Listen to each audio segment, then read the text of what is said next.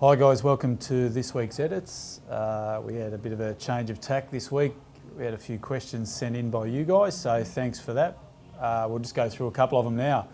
The first one, I'm not sure who sent this one in, but you seem to turn the ball over closer to goal this week through good pressure. Was that a focus at training?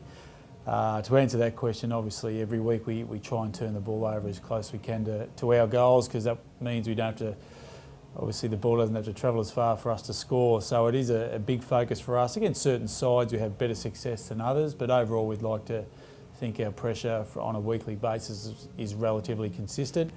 It's been a focus area of ours for probably 2 to 3 years now, so from that point of view it was good. So we'll just have a look at a couple of edits. You can see here really good defensive positioning by all our players. Port Adelaide obviously like to try and open up the central corridor. Robbie Gray does that. You can see our pressure on the ball carrier is very good, and then we force a turnover. Great tackle by Jacko, I think it was. Jack rewards Ty Vickery in the goal square. So Port are obviously one of the better sides at getting that ball through that central corridor, so we knew we had to deny that from them. Take it away as you will, and we can see we scored about 6 goals, I think, from forward half turnovers, which is a really pleasing result. They had about 24, 25 turnovers in the forward half. Most AFL sides only average about 22, so that was a really good result from our boys. Second question was to do with our development. We saw Miles play well in the NAB Cup, and his impact in the side has coincided with significant lift in team performance. Why wasn't he upgraded at the start of the year? From one of our supporters, Shane. A big one for us was Miles. He obviously came in as a rookie, so we obviously had to upgrade him first. Probably the more important thing was we felt he had some deficiencies in his game that he went back and worked on. Look, he was always a very good ball winner. That stood out at under 18 level, also with his career at GWS, but probably from a defensive point of view, me and Miles had to improve.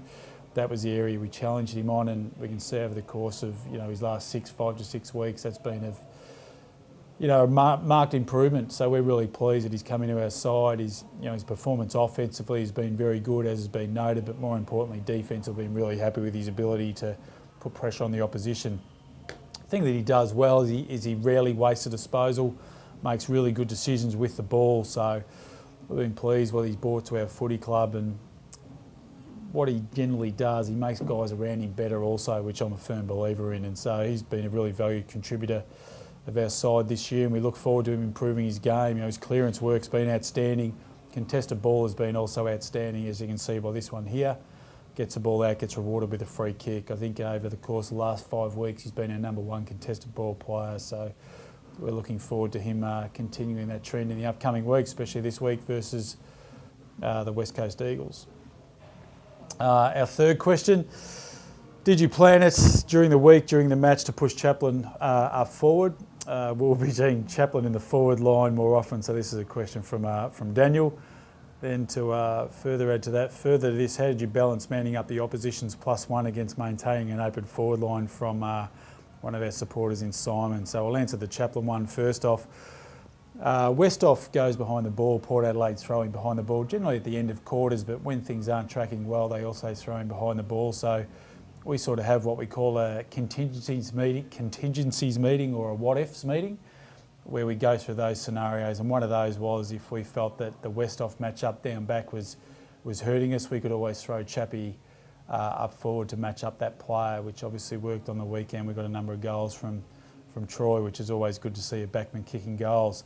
So our coaches go through pretty thorough review in that area, from not only what Westhoff does against other opposition side, but what he's had a tendency to do against us from that point of view also. So that's something we went into the game with, knowing that was a possibility to happen, and we have what we call a contingency in place if that did happen. So it worked out well for us on the weekend. Obviously, Troy kicking a couple of goals is probably the best way to reward a move like that, and we're really pleased with to contribute on the scoreboard.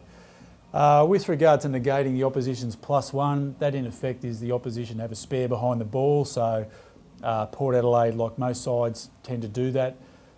We had a plan in place that we knew if we moved the ball well enough, we'd be able to take out that spare out of the equation.